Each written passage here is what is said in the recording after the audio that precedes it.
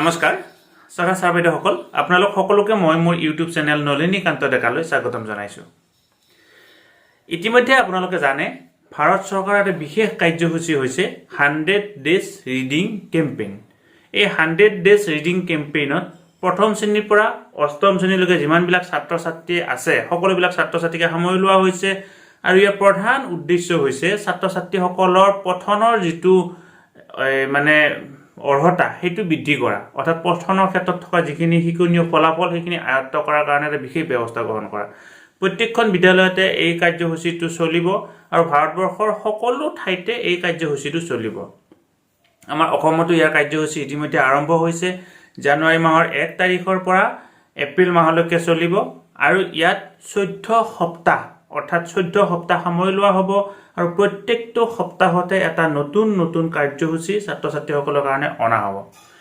আমাৰ এই যি প্ৰথম শ্ৰেণীৰ পৰা অষ্টম শ্ৰেণীলৈকে ছাত্ৰ ছাত্ৰীসকল আছে এই ছাত্ৰ ছাত্ৰীসকলক তিনিটা ভাগত ভাগ কৰি লোৱা হৈছে। তেওঁলোকৰ এই মানদণ্ডৰ ওপৰত ভিত্তি কৰি বা তেওঁলোকৰ বয়সৰ ওপৰত ভিত্তি কৰি এই ক্ষেত্ৰত ক শ্ৰেণী, প্ৰথম শ্ৰেণী আৰু দ্বিতীয় শ্ৰেণী হৈছে 1 নম্বৰ গ্ৰুপ, তৃতীয় শ্ৰেণী, চতুৰ্থ শ্ৰেণী আৰু পঞ্চম শ্ৰেণী হৈছে 2 নম্বৰ গ্ৰুপ, ষষ্ঠ শ্ৰেণী, সপ্তম শ্ৰেণী আৰু অষ্টম শ্ৰেণী হৈছে 3 নম্বৰ গ্ৰুপ। এতিয়া এই তিনিটা গ্ৰুপৰে কাৰ্যসূচী বেলেগ বেলেগ আৰু তেওঁলোকে কৰিবলগীয়া কামবিলাক বেলেগ বেলেগ, শিক্ষকসকলে কৰিবলগীয়া কামবিলাক বেলেগ বেলেগ। এতিয়া যিহেতু অসমত বিদ্যালয় প্ৰথম শ্ৰেণীৰ পৰা পঞ্চম শ্ৰেণীলৈকে বন্ধ আছে, এমাহ বন্ধ থাকিব, গতিকে তেওঁলোকৰ এই কাৰ্যসূচীটো কেনেকুৱা ধৰণে কৰা হ'ব সেই বিষয়ে পৰৱৰ্তী পৰ্যায়ৰ হয়তো শিক্ষা বিভাগৰ তৰফৰ পৰা গাইডলাইন ওলাব। আজি মই এই ভিডিঅ'টোৰ জৰিয়তে ষষ্ঠ শ্ৰেণীৰ পৰা অষ্টম শ্ৰেণীলৈকে এই 14 সপ্তাহত কি কি কাৰ্যসূচী কৰিব লাগিব, ছাত্ৰ ছাত্ৰীসকলক কেনেকুৱা ধৰণে অনুপ্ৰাণিত কৰি আগুৱাই লৈ যাব লাগিব, ছাত্ৰ ছাত্ৰীসকলে নিজাববীয়াকৈ কি কাৰ্যসূচী কৰিব, শিক্ষকসকলৰ কি ভূমিকা থাকিব, আটাইখিনি কথা ক'বৰ কাৰণে চেষ্টা কৰিম। এই ভিডিঅ'টো অত্যন্ত গুৰুত্বপূৰ্ণ। আশা কৰোঁ আপোনালোকে ভিডিঅ'টো যিমান পাৰে সিমান শ্বেয়াৰ কৰিব। তেনেহ'লে ছাৰ বাইদেউসকল আহক 14 সপ্তাহত প্ৰত্যেকটো সপ্তাহতে কি কি কাৰ্যসূচী কৰিব লাগিব সেই কথাখিনি ক'বৰ কাৰণে চেষ্টা কৰোঁ। প্ৰত্যেকটো সপ্তাহৰে বিষয়বস্তু আপোনালোকক ক'বৰ কাৰণে চেষ্টা কৰিম। এতিয়া এয়া হৈছে ষষ্ঠ শ্ৰেণীৰ পৰা অষ্টম শ্ৰেণীলৈকে কি কি কাৰ্যসূচী 14 সপ্তাহত ল'ব লাগিব আপোনালোকে চাওক। প্ৰথম সপ্তাহত ছাত্ৰ ছাত্ৰীক পুথিভঁৰাললৈ নি উপযুক্ত কিতাপ পঢ়িবৰ বাবে নিবলৈ দিয়া হ'ব। অৰ্থাৎ ছাত্ৰ ছাত্ৰীসকলক কি কৰা হ'ব, তেওঁলোকক বিদ্যালয়ৰ যি পুথিভঁৰাল, কিবা কাৰণে যদি পুথিভঁৰাল নাই, বুক কৰ্ণাৰ বা বুক বেংক যি বুলিয়ে কয় আপোনালোকে, সেই ঠাইলৈকে লৈ গৈ তেওঁলোকৰ ভাল লগা এখন কিতাপ তেওঁলোকক নিবৰ কাৰণে অনুপ্ৰাণিত কৰিব আৰু ঘৰত গৈ ছাত্ৰ ছাত্ৰীসকলে সেই কিতাপখন পঢ়িব। দ্বিতীয় সপ্তাহত যিকোনো সাধুৰ পৰা 5-6টা বস্তুৰ বিষয়ে উল্লেখ কৰি সেইকেইটা বস্তু অন্তৰ্ভুক্ত কৰি নতুন এটা সাধু ভাবি উলিয়াবলৈ দিব। দ্বিতীয় সপ্তাহত কি কৰিবৰ কাৰণে ক'ব, ছাত্ৰ ছাত্ৰীসকলক যিকোনো এটা সাধুৰ পৰা এই শিক্ষকসকলে কি কৰিব, 4-5টা বিষয় বা তাৰ পৰা উত্থাপন কৰিব ছাত্ৰ ছাত্ৰীৰ আগত। এই উত্থাপন কৰা বিষয়কেইটাৰ ওপৰত ছাত্ৰ ছাত্ৰীক সেই বিষয়কেইটা সংযোগ কৰি এটা নতুন সাধু ক'বৰ কাৰণে ছাত্ৰ ছাত্ৰীক কি কৰিব, অনুপ্ৰাণিত কৰিব। ইয়াৰ জৰিয়তে কি হ'ব, ছাত্ৰ ছাত্ৰীসকলৰ যিটো ভাবাৰ ক্ষমতাটো আহিব, ছাত্ৰ ছাত্ৰীসকলে ভাবিব, নতুন কিবা এটা ওলাব, কোনোবাজনে পাৰিব কোনোবাজনে নোৱাৰিব, কিন্তু এই ক্ষেত্ৰত ছাত্ৰ ছাত্ৰীসকলৰ তেওঁলোকৰ ভাবাৰ পৰিৱেশ এটা সৃষ্টি হ'ব। উদাহৰণস্বৰূপে বুঢ়া বুঢ়ীৰ যি কচু ৰোৱা যিটো সাধু, তাতে শিয়াল আছে, বুঢ়া বুঢ়ী আছে, কুকুৰ আছে, এই আটাইবিলাক চৰিত্ৰ আছে। তাৰ পৰা এই চৰিত্ৰকেইটাৰ জৰিয়তে দিয়াৰ পিছত যেতিয়া ছাত্ৰ ছাত্ৰীক কোৱা হ'ব এই চৰিত্ৰকেইটাৰ জৰিয়তে তোমালোকে এটা নতুন সাধু কোৱা, তেওঁলোকে নিশ্চয় কিবা এটা ভাবিবৰ কাৰণে চেষ্টা কৰিব। তাৰপিছত তৃতীয় সপ্তাহত কি কৰিব, নিজৰ পচন্দৰ পদ্য পঢ়িবলৈ দিব। তৃতীয় সপ্তাহটোত কি কৰিব, ছাত্ৰ ছাত্ৰীসকলক যিকোনো এটা কবিতা দিব আৰু এই যিটো এক্টিভিটি সপ্তাহত 7 দিনে চলিব। অৰ্থাৎ ছাত্ৰ ছাত্ৰীসকলক সেই 7 দিনত নিজৰ মনৰ ভাল পোৱা এটা কবিতা যিকোনো ক্লাছৰ হ'ব পাৰে তেওঁলোকে পঢ়িবৰ কাৰণে ক'ব। পঢ়াৰ ফলত তেওঁলোকৰ কি হ'ব, পঢ়াৰ যিটো ধাউতি বাঢ়িব আৰু পঢ়াৰ ক্ষেত্ৰত তেওঁলোকৰ এটা আগ্ৰহ বাঢ়িব। চতুৰ্থ সপ্তাহত কি কৰিব, ওজা ছাত্ৰৰ দ্বাৰা সাধু পঢ়িবলৈ দিয়া হ'ব, য'ত পঢ়োতাজনে উপযুক্ত ভাগ ভংগীমা আৰু সুৰ দি পঢ়িব। কাৰ্যটো শিক্ষকৰ তত্ত্বাৱধানত হ'ব। আৰু কি কৰা হ'ব, চতুৰ্থ সপ্তাহত ছাত্ৰ ছাত্ৰীসকলক কি কৰিবলৈ দিয়া হ'ব, সাধু পঢ়িবলৈ দিয়া হ'ব।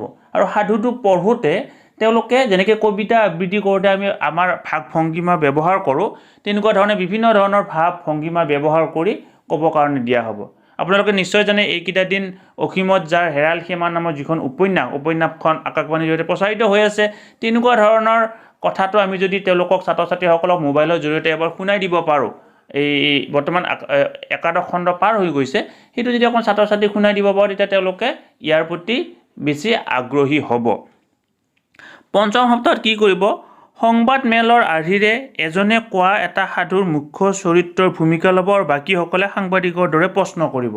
এতিয়া যেনেকুৱা ধৰণে সংবাদ মেলবিলাক থাকে, সংবাদ মেলবিলাকত এজন ব্যক্তিয়ে কথা কয়, বাকী ব্যক্তিবিলাকে শুনে, তেনেকুৱা ধৰণে কি কৰিব? ছাত্ৰ ছাত্ৰীসকলৰ মাজত যিকোনো এজন ছাত্ৰক কি কৰিবলৈ দিয়া হ'ব? এটা সাধু ক'ব কাৰণে দিয়া হ'ব।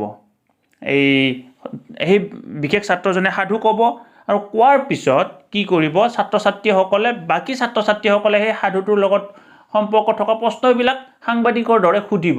গতিকে যেতিয়া সুধিব, সোধাজনৰো বাকপটুতা বাঢ়িল আৰু লগতে যিজনে উত্তৰ দিব, উত্তৰ দিয়াজনৰো বাকপটুতা বাঢ়িব, অৰ্থাৎ তেওঁলোকৰ পঠনৰ ক্ষেত্ৰত, ৰিডিঙৰ ক্ষেত্ৰত ধাউতি আহিব। তাৰপিছত ষষ্ঠ সপ্তাহত কি কৰিব? কোনো থলুৱা গীতৰ কেইটামান শাৰীৰ অৰ্থ ক'বলৈ দিয়া হ'ব। বিভিন্ন ধৰণৰ থলুৱা গীত আমি ফক চং বুলি কওঁ।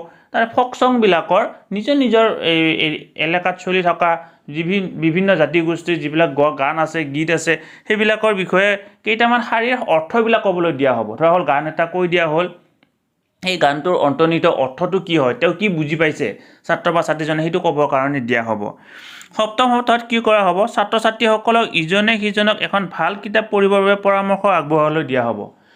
সপ্তম সপ্তাহত কি কৰা হ'ব? ছাত্ৰ ছাত্ৰীসকলক পৰামৰ্শ দিবৰ কাৰণে দিয়া হ'ব। ধৰা হ'ল দুজন ছাত্ৰ ছাত্ৰীক অনা হ'ল, ইজন ছাত্ৰই বা ছাত্ৰীয়ে আন এজনক পৰামৰ্শ দিব যে এই কিতাপখন ভাল, কিহৰ কাৰণে ভাল সেইটো দাঙি ধৰিব। আকৌ সেই আনজন ছাত্ৰ বা ছাত্ৰীয়ে বেলেগ এখন কিতাপৰ কথা ক'ব, কিহৰ কাৰণে ভাল সেই কথাটো দাঙি ধৰিব। ইয়াৰ ফলত প্ৰথম সপ্তাহতে যি ছাত্ৰ ছাত্ৰীসকলে কিতাপ এখন পঢ়িবৰ কাৰণে লৈ গৈছিল, সেই কিতাপখনৰ কথাই তেওঁলোকে ক'ব পাৰিব। অষ্টম সপ্তাহত কি কৰিব? ছাত্ৰ ছাত্ৰীৰ দ্বাৰা কোনো এটা সাধুৰ নাটকীয় ৰূপ প্ৰকাশ কৰিবলৈ দিয়া হ'ব। যেনেকুৱা ধৰণে নাটক কৰা হয়, নাটকৰ দৰে ধৰা হ'ল বিভিন্ন ভালেকেইটা সাধুৰ কথা ইতিমধ্যে আলোচনা হৈ যাব। এই সাধুৰ ওপৰত সাধুটো ধৰা হ'ল চৰিত্ৰ হিচাপে লৈ সিয়া বুঢ়া বুঢ়ী হ'ব, শিয়াল হ'ব, কুকুৰ হ'ব, এনেকুৱা ধৰণে বিভিন্ন ধৰণে ভংগীমা কৰি সেই নাটক এখন, সাধু এটা নাটকৰ জৰিয়তে উপস্থাপন কৰিবৰ কাৰণে কি কৰা হ'ব? পৰামৰ্শ দিয়া হ'ব। নৱম সপ্তাহত এক ভাৰত শ্ৰেষ্ঠ ভাৰত কাৰ্যসূচীৰ অন্তৰ্গত নিজৰ সংযোগী ৰাজ্যখনৰ বিষয়ে পঢ়িব আৰু সমনীয়াৰ আগত প্ৰকাশ কৰিব। ইতিমধ্যে আপোনালোকে জানে কেন্দ্ৰীয় চৰকাৰে সকলোবিলাক নীতি কি কৰিছে? এক ভাৰত কৰিবৰ কাৰণে চেষ্টা কৰিছে। ৰেচন কাৰ্ডৰ পৰা আৰম্ভ কৰি বা আন যিবিলাক আছে সকলোবিলাক এক ভাৰত, একে ভাৰতৰ গোটেই ভাৰতবৰ্ষখন যিহেতু অখণ্ড ভাৰতবৰ্ষ, ইয়াৰে সকলোবিলাক এটা আৰ্হিতে নিৰ্মাণ কৰিবৰ কাৰণে চেষ্টা কৰিছে। সেই উদ্দেশ্যটো আগত ৰাখি সেই শিক্ষকসকলে এই বিষয়ে এক ভাৰত শ্ৰেষ্ঠ ভাৰত এই বিষয়ে ছাত্ৰ ছাত্ৰীসকলক কিছু কথা ক'ব। তাৰ লগত সংগতি ৰাখি নিজৰ নিজৰ ৰাজ্যখনৰ কথা এই ছাত্ৰ ছাত্ৰীসকলক পঢ়িবৰ কাৰণে দিব শিক্ষক শিক্ষয়িত্ৰীসকলে, আৰু তাৰ বিষয়ে সমনীয়াৰ আগত তেওঁলোকে পঢ়ি কি বুজি পালে সেইখিনি ক'বৰ কাৰণে চেষ্টা কৰিব। তাৰপিছত দশম সপ্তাহত থলুৱা পাচলিৰ ফল মূল আদিৰ বিষয়ে শিক্ষকে ছাত্ৰ ছাত্ৰীক অৱগত কৰাৰ লগতে বিভিন্ন মাধ্যমেৰে প্ৰদৰ্শন কৰিব। কি কৰিব? বিভিন্ন ধৰণৰ আমাৰ থলুৱা যিবিলাক শাক পাচলি আছে, ফল মূল আছে, সেইবিলাকৰ বিষয়ে ছাত্ৰ ছাত্ৰীৰ আগত ক'ব। আৰু ছাত্ৰ ছাত্ৰীসকলে সেইবিলাক বিভিন্ন মাধ্যমেৰে, কবিতাৰ মাধ্যমেৰে হ'ব পাৰে, গীতৰ মাধ্যমেৰে হ'ব পাৰে, নাটকৰ মাধ্যমেৰে হ'ব পাৰে, তেওঁলোকে কি কৰিব? প্ৰদৰ্শন কৰিব। তাৰপিছত 11 নম্বৰ যিটো সপ্তাহ, 11 নম্বৰ সপ্তাহত কি কৰিব? ৰহস্যময় সাধু নিৰ্বাচন কৰি ছাত্ৰ ছাত্ৰীক দুটা ভাগত ভাগ কৰিব আৰু এটা ভাগে সাধুটো পঢ়িব আৰু আনটো ভাগে শুনিব। ৰহস্যময় বিভিন্ন ধৰণৰ ৰহস্যধৰ্মী সাধু আছে। উদাহৰণস্বৰূপে ৰঞ্জু হাজৰিকাৰ যিবিলাক উপন্যাস, তেওঁ বাৰু উপন্যাসত গ'ল, কিন্তু তাৰ পৰিৱৰ্তে কিছুমান এনেকুৱা ধৰণৰ সাধু আছে ৰহস্য, বুজি পটকৈ পোৱা টান, তাৰ ভিতৰত অন্তৰ্নিহিত বিষয় সোমাই থাকে। তেনেকুৱা ধৰণৰ সাধু কি কৰিব? পঢ়িবৰ কাৰণে দিব আৰু এচামে সেই সাধুটো শুনিব। 12 নম্বৰ সপ্তাহত কি কৰিব? ছাত্ৰ ছাত্ৰীৰ পচন্দৰ কবিতা পাঠ কৰিবলৈ দিব। সকলো ছাত্ৰ ছাত্ৰীৰ বাবে 20 মিনিট সময় পঢ়িবলৈ নিৰ্ধাৰণ কৰি দিব। ছাত্ৰ ছাত্ৰীসকলক কি কৰিব? 12 নম্বৰ সপ্তাহত ইয়াৰ আগতে এটা সপ্তাহত নিজৰ পচন্দৰ কবিতা পাঠ কৰাৰ কথা আছিল। তাৰপিছত ইয়াতে কি কৰিছে ছাত্ৰ ছাত্ৰীসকলে পুনৰ নিজৰ পছন্দৰ এটি কবিতা পাঠ কৰিব আৰু এজন ছাত্ৰ বা ছাত্ৰীক 20 মিনিটকৈ সময় দি তেওঁলোকে এই কাৰ্যটো কৰিবৰ কাৰণে অনুপ্ৰাণিত কৰিব। তাৰপিছত 13 নম্বৰ সপ্তাহত কি কৰিব বাতৰি কাগজ বা আন উৎসৰ পৰা শিক্ষকে নিৰ্দিষ্ট কৰি দিয়া শব্দ কিছুমান বিচাৰি চিহ্নিত কৰিবলৈ দিব। বাতৰি কাগজত বিভিন্ন ধৰণৰ শব্দ থাকে, যুক্তাক্ষৰ থাকে, টান শব্দ থাকে, নতুন শব্দ থাকে। সেই শব্দবিলাক কি কৰিব শিক্ষক শিক্ষয়িত্ৰীসকলে নিৰ্দিষ্ট কৰি দিব আৰু সেই শব্দ কিছুমান বিচাৰি বাতৰি কাগজখনৰ পৰা ক'লে যে কি আমি আগতে খেলিছিলোঁ সৰুতে বাতৰি কাগজ এখন থাকিল ইয়াৰ পৰা ধৰা হ'ল এই কি বুলি কয় ইয়াৰ পৰা ধৰা হ'ল বাস্তৱ শব্দটো বিচাৰি উলিওৱা।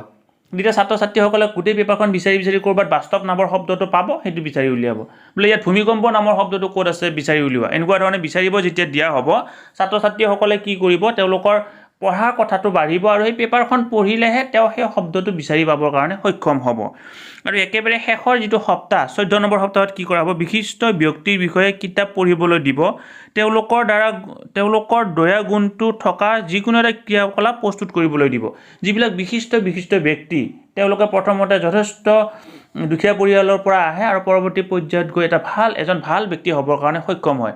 তেওঁলোকৰ বিভিন্ন ভাল গুণ আছে। উদাহৰণস্বৰূপে ভৱেন্দ্ৰনাথ শইকীয়াৰ পৰা আৰম্ভ কৰি যিবিলাক বৰেণ্য ব্যক্তি আছে তেনেকুৱা ধৰণৰ ব্যক্তিবিলাকক কি কৰিব এখন ব্যক্তিবিলাকৰ এই জীৱনীৰ এই কিতাপ পঢ়িব দিব। তাৰপিছত সৰু কিতাপ পাই 15-16 টকীয়া বৰ ধুনীয়াকৈ আছে। প্ৰত্যেকজন মানুহৰ জীৱনী থকা কিতাপ আছে আৰু তাৰ পঢ়াৰ পিছত তেওঁৰ যিটো ভাল গুণ দয়া গুণ সেইটো এটা ক্ৰিয়াকলাপৰ জৰিয়তে কবিতাৰ জৰিয়তে হওক নাটকৰ জৰিয়তে হওক বা আন এই মিমিক্ৰিৰ জৰিয়তে হওক যেনেকুৱা ধৰণে নহওক সেইটো কৰিবৰ কাৰণে পৰামৰ্শ দিব আৰু ছাত্ৰ ছাত্ৰীয়ে ইয়াৰ জৰিয়তে কি হ'ব তেওঁলোকৰ যিটো পঢ়াৰ ক্ষেত্ৰত এই পঢ়িবও আৰু লগতে তেওঁলোকে যেতিয়া এই অভিনয় কৰিব বা কিবা এটা কৰিব তেওঁলোকৰ কথা কোৱাৰ হেৰিটো বাঢ়িব। গতিকে শ্ৰদ্ধা ছাৰ বাইদেউসকল এনেকুৱা ধৰণে আমি আমাৰ বিদ্যালয়ত 6ষ্ঠ শ্ৰেণীৰ পৰা 8ম শ্ৰেণীলৈকে কি কৰিব লাগিব এই 14 সপ্তাহত 14টা কাৰ্যসূচী কৰিব লাগিব। মই আপোনালোকক ক'বৰ কাৰণে চেষ্টা কৰিছোঁ। গতিকে আপোনালোকৰ এইখিনিও কৰিবৰ কাৰণে চেষ্টা কৰক। গতিকে শ্ৰদ্ধা ছাৰ বাইদেউসকল আপোনালোকে ভিডিঅ'টো যিমান পাৰে সিমান শ্বেয়াৰ কৰক। প্ৰত্যেকজন শিক্ষক অভিভাৱক ছাত্ৰ ছাত্ৰী মাতৃগোটৰ সদস্য সকলোৱে যাতে কথাখিনি গম পাবৰ কাৰণে সক্ষম হয় আৰু সমাজৰ প্ৰত্যেক ব্যক্তিয়ে যেতিয়া গম পাব এই কাৰ্যসূচীটো নিশ্চয় সফলভাৱে ৰূপায়িত হ'ব। ধন্যবাদ।